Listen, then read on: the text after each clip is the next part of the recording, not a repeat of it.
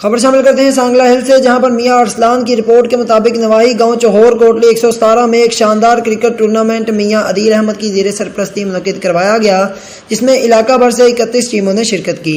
Final match के मेहमान खुसूसी मियां अजीज सईद टीपू, जबकि मेहमान ग्रामी मियां जाहिद नदीम, मियां अदील अहमद, मियां वसीम अकरम और दीगर थे। जीतने वाली टीम को मियां अजीज सईद टीपू ने 30,000 रुपये बीमा ट्रॉफी का इनाम दिया।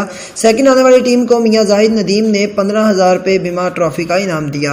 इस मौका पर मियां जाहिद नदीम ने खिताब करते हुए कहा कि जिन कौमों के ग्राउंड आबाद होते हैं वो कौमें ज़िंदगी की दौड़ में आगे निकल जाती हैं।